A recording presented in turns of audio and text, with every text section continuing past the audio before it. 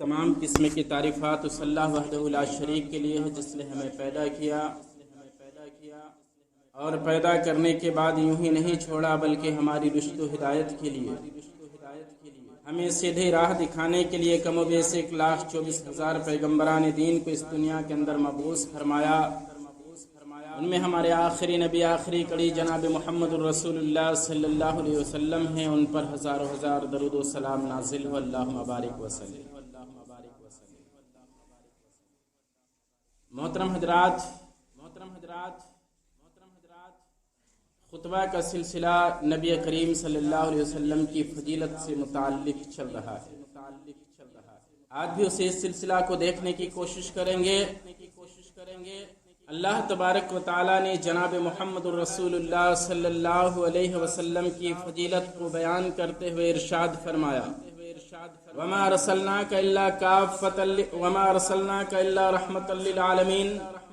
اے جناب محمد الرسول اللہ صلی اللہ علیہ وسلم، ہم نے آپ کو رحمت للعالمین بنا کر کے بھیجا ہے۔ اسی طرح سے اللہ تبارک و تعالی نے جناب محمد الرسول اللہ صلی اللہ علیہ وسلم کی فضیلت کو بیان کرتے ہوئے ارشاد فرمایا، لَقَدْ جَاءَكُمْ رَسُولٌ مِّنْ أَنفُسِكُمْ عزیز علیہ ما عنتم حریص علیکم بالمؤمنین رؤوف الرحیم۔ سورہ توبہ آیت نمبر 128۔ اللہ تبارک و تعالی نے جناب محمد الرسول اللہ صلی اللہ علیہ وسلم کی فضیلت کو بیان کرتے ہوئے ارشاد فرمایا کہ لَقَدْ جَاءَكُمْ رَسُولٌ مِّنْ أَنفُسِكُمْ، تمہارے پاس ایک رسول تمہیں میں سے آیا ہے، عزیز علیہ ما عنتم، تم پر جو مصیبتیں پہنچتی ہیں وہ ان کو گرا گزرتا ہے، حریص علیکم، تمہاری کامیابی کے وہ حریص ہیں، تمہاری کامیابی وہ چاہتے ہیں، بالمؤمنین رؤوف الرحیم، اور مومنوں کے ساتھ شفیق اور مہربان ہیں۔ تو یہ بھی آپ صلی اللہ علیہ وسلم کی فضیلت ہے کہ آپ صلی اللہ علیہ وسلم کو اللہ تبارک و تعالی نے انسانوں میں بھیجا، اور اسی طرح سے آپ صلی اللہ علیہ وسلم کی فضیلت یہ ہے کہ اپنی امت کی دکھوں میں آپ کو پریشانی ہوتی تھی، اور اسی طرح سے آپ اپنی امت کے کامیابی کے حریص تھے، آپ اپنی امت کی کامیابی چاہتے تھے۔ محترم حضرات، اس جگہ پر تھوڑا رک کر کے اس آیت کی تفسیر دیکھنا چاہیں گے۔ اللہ تبارک و تعالی نے کہا، لَقَدْ جَاءَكُمْ رَسُولٌ مِّنْ أَنفُسِكُمْ، تمہارے پاس تمہیں میں سے ایک رسول آیا ہے۔ پتہ چلا کہ رسول انسان تھے، رسول بشر تھے۔ کچھ لوگوں کا جو عقیدہ ہے کہ رسول صلی اللہ علیہ وسلم نور تھے وغیرہ وغیرہ بیان کرتے ہیں، لیکن رسول اللہ صلی اللہ علیہ وسلم ایک انسان تھے، ایک بشر تھے، آپ کا مقام اونچا تھا۔ جیسا کہ اللہ تبارک و تعالی نے ارشاد فرمایا کہ وَرَفَعْنَا لَكَ ذِكْرَكَ، اے محمد صلی اللہ علیہ وسلم میں نے آپ کے ذکر کو بلند کیا ہے، وَإِنَّكَ لَعَلَىٰ خُلُقٍ عَظِيمٍ، آپ اخلاق کے بلند پیمانے پر ہیں۔ آپ انسان تھے، بشر تھے، لیکن آپ کا مقام اونچا تھا۔ اللہ تبارک و تعالی نے کہا، لَقَدْ جَاءَكُمْ رَسُولٌ مِّنْ أَنفُسِكُمْ، تمہارے پاس تمہیں میں سے ایک رسول آیا ہے۔ معلوم ہوا کہ رسول بشر تھے، اور ہم یہیں سے رسول اللہ صلی اللہ علیہ وسلم کے فیملی بیک گراؤنڈ کو بھی بیان کرنے کی کوشش کریں گے، اور ساتھ میں یہ بھی رد ہوتا چلے گا کہ آپ صلی اللہ علیہ وسلم بشر تھے، انسان۔ محترم حضرات، آپ صلی اللہ علیہ وسلم مکہ میں پیدا ہوئے۔ 9 ربیع الاول کے اندر آپ صلی اللہ علیہ وسلم مکہ کے اندر پیدا ہوئے، اور آپ مکہ سے مدینہ ہجرت کیے، پھر مدینہ کے آپ سلطان بنے۔ مدینہ میں جب اسلامی حکومت قائم ہوئی، مدینہ میں جب اسلامک اسٹیٹ کا قیام ہوا تو آپ صلی اللہ علیہ وسلم اس کے حاکم اور اس کے حکمراں تھے۔ اسی طرح سے آپ کے باپ کا نام عبداللہ اور ماں کا نام آمنہ تھا۔ آپ ہاشمی تھے اور آپ اپنے دادا کی نسبت سے آپ مطلبی تھے۔ اللہ کے رسول صلی اللہ علیہ وسلم ہاشمی تھے۔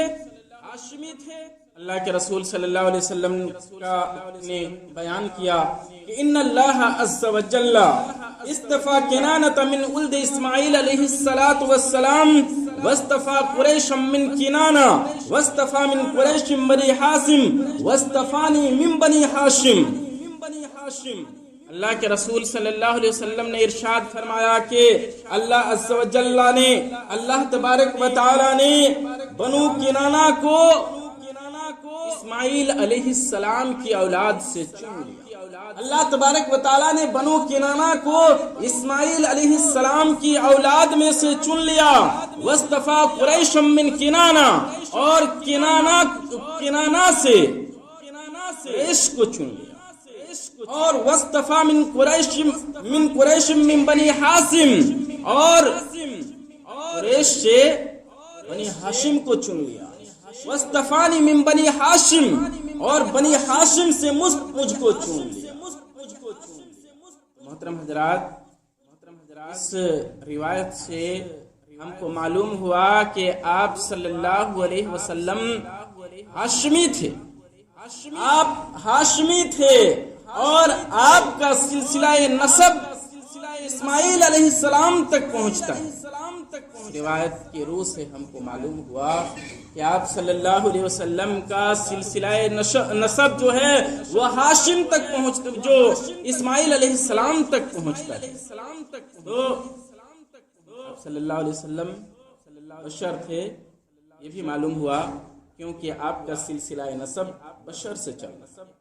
اسی طرح سے نبی کریم صلی اللہ علیہ وسلم کی فضیلت اور آپ کا فیملی بیک گراؤنڈ اور آپ کی فضیلت سے متعلق یہ حدیث بھی ہے۔ آپ صلی اللہ علیہ وسلم نے ارشاد فرمایا، ارباد بن ساریہ رضی اللہ تعالی عنہ راوی ہیں، بیان کرتے ہیں کہ رسول اللہ صلی اللہ علیہ وسلم نے ارشاد فرمایا، میرا خاتم النبیین ہونا اسی وقت طے ہو گیا تھا جب آدم علیہ السلام اپنی مٹی کے اندر گوندھے ہوئے تھے۔ جب آدم علیہ السلام اپنی مٹی کے اندر گوندھے ہوئے تھے، کیا مطلب ہے کہ اللہ تبارک و تعالی نے آدم علیہ السلام کو مٹی گوندھ کر کے اس سے حضرت آدم علیہ السلام کو پیدا کیا ہے۔ وہی آپ صلی اللہ علیہ وسلم کہہ رہے ہیں کہ میرا خاتم النبیین ہونا اسی وقت طے ہو گیا تھا جب آدم علیہ السلام اپنی مٹی کے اندر گوندھے ہوئے تھے، اور میرے ابتدا کی خبر یہ ہے، میرے آغاز کی خبر یہ ہے کہ میں حضرت ابراہیم علیہ السلام کی دعا ہوں اور عیسیٰ علیہ السلام کی بشارت ہوں، اور میرے ماں کی خواب کی تعبیر ہوں، جو کہ میری ماں نے اس وقت دیکھا تھا جب میری پیدائش ہوئی تھی۔ اس وقت میری ماں کے جسم سے ایک روشنی نکلی جس سے شام کے محلات روشن ہو۔ محترم حضرات، اس حدیث سے ہم کو آپ صلی اللہ علیہ وسلم کی بشریت، آپ کے بشر ہونا، آپ کی فضیلت کا علم ہوتا ہے۔ ابراہیم علیہ السلام نے محمد الرسول اللہ صلی اللہ علیہ وسلم کے بارے میں کیا دعا کی تھی؟ آپ کی آمد کے لیے ابراہیم علیہ السلام نے کیا دعا کی تھی؟ دعا وہ یہ تھی جیسا کہ سورہ بقرہ آیت نمبر 129 میں بیان ہے، ربنا وابعث فیہم رسولا منہم یتلو علیہم آیاتک ویعلمہم الکتاب والحکمہ ویزکیہم۔ اللہ تبارک و تعالیٰ سے ابراہیم علیہ السلام نے دعا کی تھی کہ ربنا وابعث فیہم رسولا منہم، کہ اللہ تبارک و تعالی تو انہی میں ایک رسول کو یتلو علیہم آیاتک، تیری آیتوں کی تلاوت کرے گا، وَيُعَلِّمُهُمُ الْكِتَابَ وَالْحِکْمَةَ، اور ان کو کتاب اور حکمت کی تعلیم دے گا۔ کتاب کا مطلب قرآن اور حکمت کا مطلب حدیث۔ وَيُعَلِّمُهُمُ الْكِتَابَ وَالْحِکْمَةَ، ان کو کتاب اور حکمت کی تعلیم دے گا۔ وَيُزَكِّيهِمْ، اور ان کو شرک، کفر اور اخلاق بدترین اور برے اخلاق سے ان کو پاک کرے گا۔ یہ ابراہیم علیہ السلام کی دعا تھی۔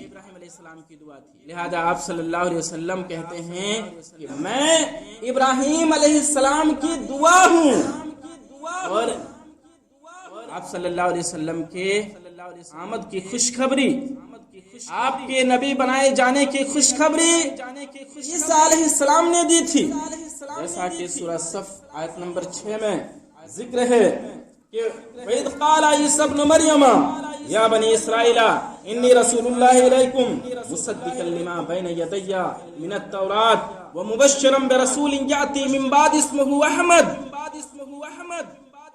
عیسیٰ علیہ السلام نے وَإِذْ قَالَ عِيسَىٰ ابْنُ مَرْيَمَ، اور جب عیسیٰ ابن مریم نے کہا کہ بنی اسرائیل میں تمہاری طرف رسول بنا کر کے بھیجا گیا ہوں، اور میں اپنے سے پہلے کتاب تورات کی تصدیق کرنے والا ہوں، اور میں تم لوگوں کو ایک نبی کے آنے کی بشارت اور خوشخبری سنانے والا ہوں جس کا نام احمد ہوگا۔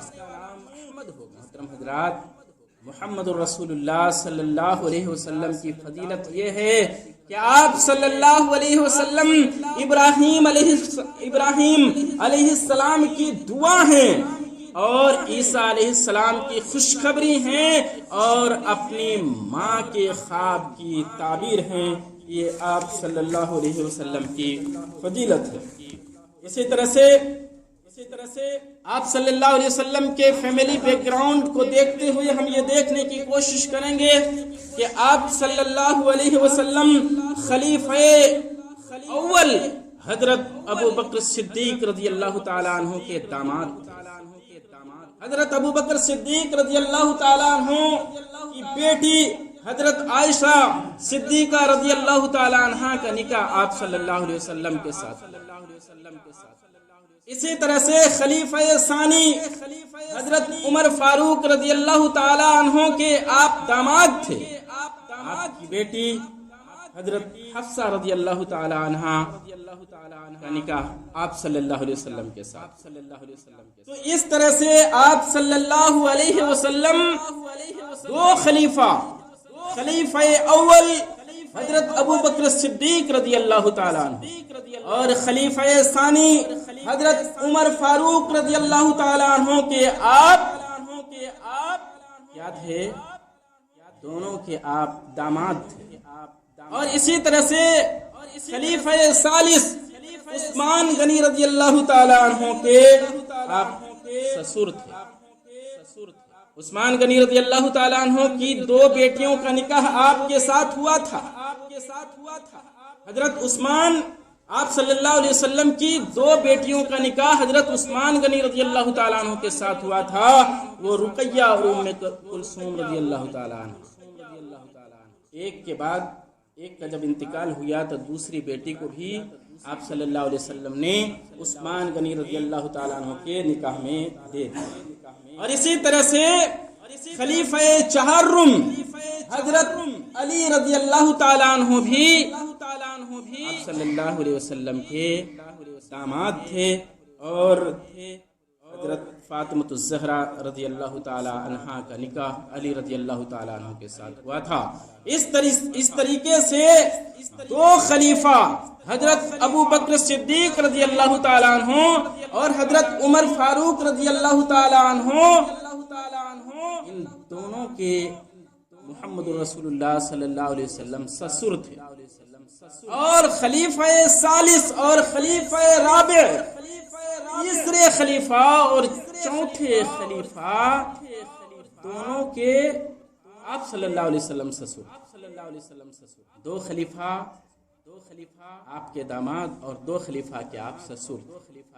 इसी तरह से आपकी फैमिली बैकग्राउंड को देखते हुए हम देखेंगे कि आप सल्लल्लाहु अलैहि वसल्लम की अज़वाज मुत्तहरात, आप सल्लल्लाहु अलैहि वसल्लम की बीवियां कौन हैं? और आप सल्लल्लाहु अलैहि वसल्लम की बीवियां मुसलमानों की माएँ हैं।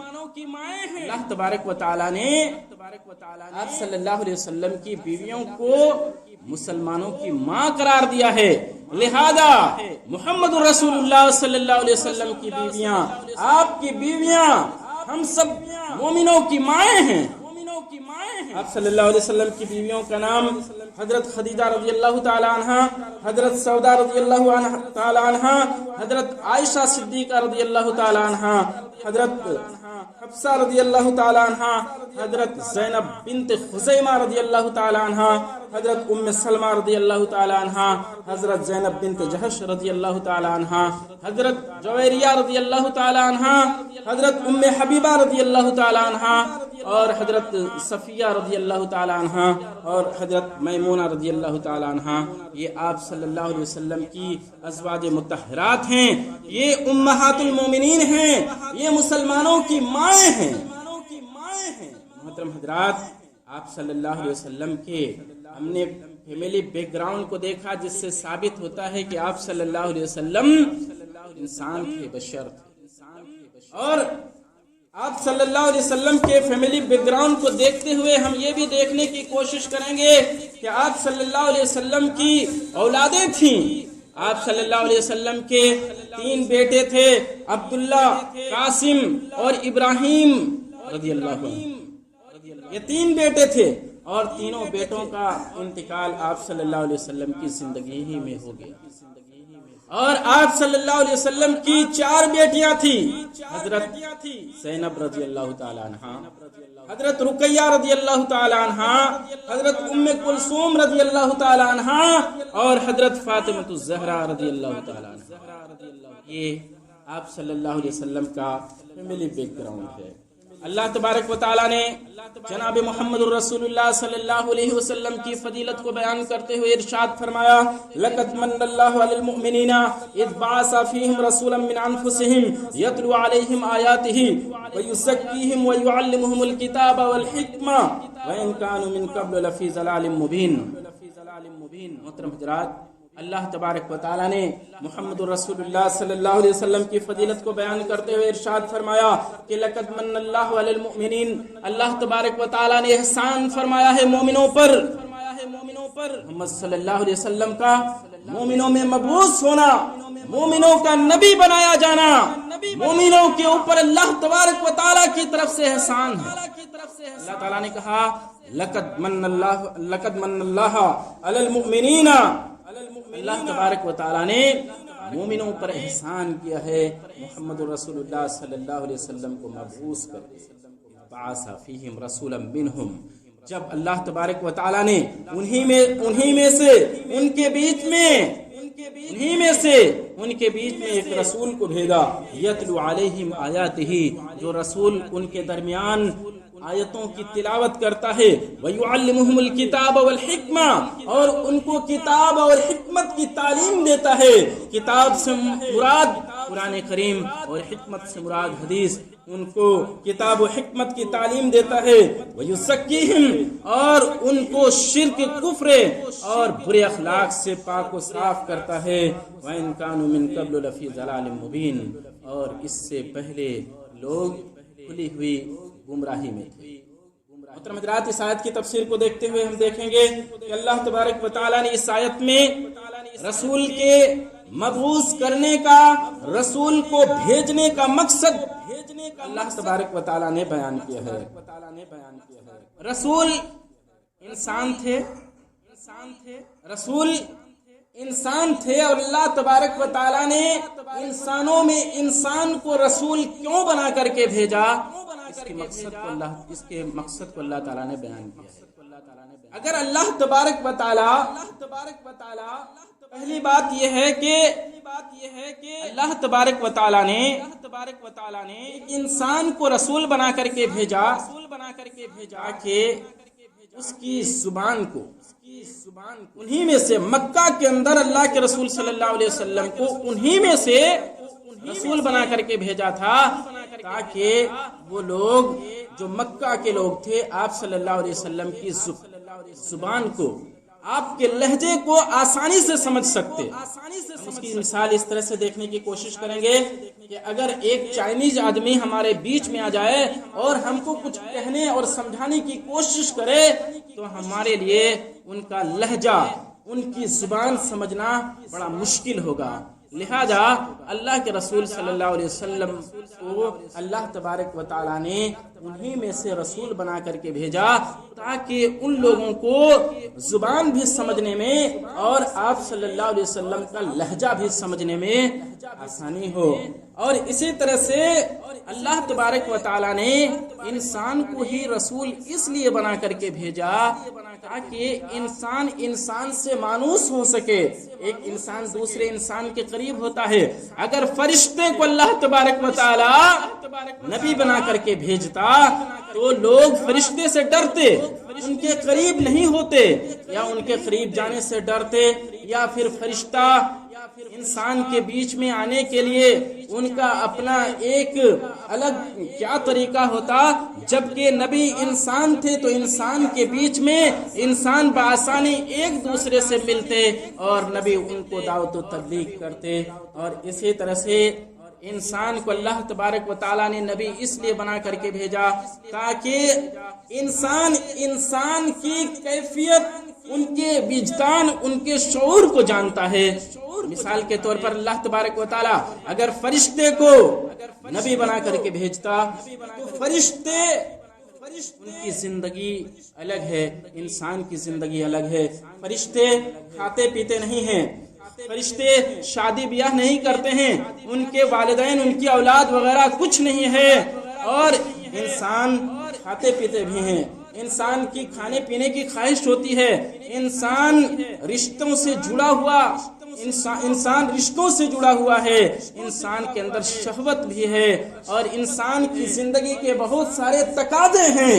تو ایک فرشتہ اگر نبی بنا کر کے اللہ تبارک و تعالی فرشتے کو نبی بنا کر کے بھیجتا تو پھر کیا ہوتا کہ فرشتہ بھی انسان کے جو تقاضے ہیں ان کو نہیں سمجھ پاتا۔ تو جب فرشتہ انسان کے تقاضے کو سمجھ نہیں پاتا تو پھر انسان میں دعوت کیسے کرتا؟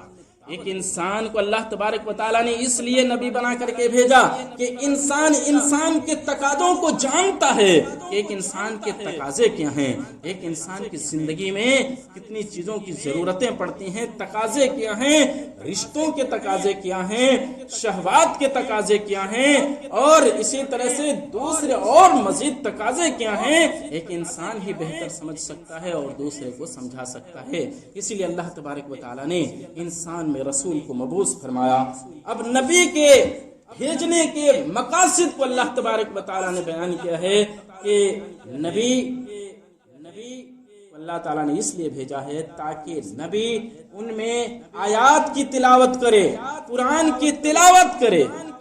محترم حضرات، ہمیں یہ بھی یاد رکھنا چاہیے کہ قرآن کی تلاوت، ہم قرآن کو سمجھ رہے ہیں یا نہ سمجھ رہے ہیں، لیکن قرآن کی تلاوت میں بھی اللہ تبارک و تعالیٰ نے ثواب رکھا۔ اور اسی طرح سے نبی کے بھیجنے کے مقاصد میں اللہ تبارک و تعالیٰ نے یہ بیان فرمایا کہ وَيُزَكِّيهِمْ، نبی لوگوں کے عقیدے کو سدھارتا ہے۔ لوگوں کے جو عقیدے ہیں، نبی لوگوں کے عقیدے کو سدھارتا ہے، ان کے اعمال کو سدھارتا ہے، ان کے اخلاق کو سدھارتا ہے۔ ان کو پاک صاف کرتا ہے، ان کو پاک صاف کرتا ہے عقیدے کی گندگی سے، اعمال کی گندگی سے، اخلاق کی گندگی سے۔ اور نبی کے ہم دیکھتے ہیں تاریخ میں کہ نبی کریم صلی اللہ علیہ وسلم کے مبعوث ہونے سے پہلے مکہ کے اندر کس طرح سے شرک و خرافات کی غلاظتیں اور گندگیاں اہل عرب میں موجود تھی، اسی طرح سے اعمال میں ان کے گندگی تھی اور اخلاق میں گندگی تھی، نبی نے ان کو ان سب چیزوں سے پاک کیا اور بدترین قوم ایک مہذب ترین قوم بنی۔ اسی طرح سے نبی کے مبعوث کرنے کے مقاصد کو اللہ تبارک و تعالی نے بیان کرتے ہوئے ارشاد فرمایا کہ وَيُعَلِّمُهُمُ الْكِتَابَ وَالْحِكْمَةَ، نبی لوگوں کو کتاب و حکمت کی تعلیم دیتا ہے، قرآن کی تعلیم دیتا ہے اور حدیث کی تعلیم دیتا ہے۔ تو محترم حضرات، وقت ختم ہو گیا، اس سلسلے کو اور مزید دیکھنے کی کوشش کریں گے۔ آج کے خطبہ میں ہم نے دیکھا کہ نبی کریم صلی اللہ علیہ وسلم کا مقام، آپ کا مرتبہ بہت اونچا ہے، اور اسی طرح سے نبی کریم صلی اللہ علیہ وسلم کے فیملی بیک گراؤنڈ کو بھی ہم نے دیکھا، اور پھر ہم نے یہ بھی دیکھا کہ نبی کوئی نور نہیں تھے، بلکہ آپ صلی اللہ علیہ وسلم بشر تھے، انسان تھے، لیکن رب نے نبی کریم صلی اللہ علیہ وسلم کے مقام کو اونچا کیا ہے، آپ کے مرتبہ کو اونچا کیا ہے، آپ کو عالی شان اور رفعت مقام سے نوازا ہے۔ آپ کا مقام دنیا کے تمام انسانوں سے بالا، اعلیٰ اور اونچا ہے۔ اللہ تبارک و تعالیٰ سے دعا ہے کہ اللہ تبارک و تعالیٰ ہمیں ان سب باتوں کو سننے کے ساتھ اس پر عمل کرنے کی توفیق عطا فرمائے، اور ہم تمام مسلمانوں کو جو ہم نے ایرے گیرے نتھو خیرے کو ہم نے اپنا آئیڈیل اور نمونہ سمجھ لیا ہے، کبھی ہم کسی کرکٹر، تو کبھی کسی ہیرو، تو کبھی اور کسی کو ہم اپنا نمونہ بنانے کی کوشش کرتے ہیں، جبکہ ہمارے سامنے نبی کائنات صلی اللہ علیہ وسلم کی شخصیت، آپ کی ذات، آپ ذات کا نمونہ اور آپ کی شخصیت ہمارے لیے بہترین آئیڈیل، اسوہ اور قدوہ ہے۔ ہم دنیا کے ایرے غیروں کو چھوڑ کر کے نبی کریم صلی اللہ علیہ وسلم کو اپنا اسوہ اور قدوہ بنائیں، ہمارے لیے اسی میں کامیابی اور کامرانی ہے، ورنہ ہم پستی کے گڑھے میں پھینک دیے جائیں گے، اور ہماری حالت جو ہوگی وہ دنیا دیکھے گی، اور ہماری حالت اس وقت ناقابل دیدنی ہوتی چلی جا رہی ہے۔ ضرورت ہے اس بات کی کہ ہم نبی کریم صلی اللہ علیہ وسلم کو اپنا آئیڈیل، اپنا اسوہ قدوہ، اپنا نمونہ بنا لیں۔ اللہ تعالیٰ سے دعا ہے کہ اللہ تبارک و تعالیٰ ہمیں اپنے نبی اکرم صلی اللہ علیہ وسلم کو نمونہ اور اس کے نقش قدم پر چلنے والا بنائے، آمین۔ وآخر الدعوانا الحمد للہ رب العالمین۔ السلام علیکم ورحمۃ اللہ وبرکاتہ۔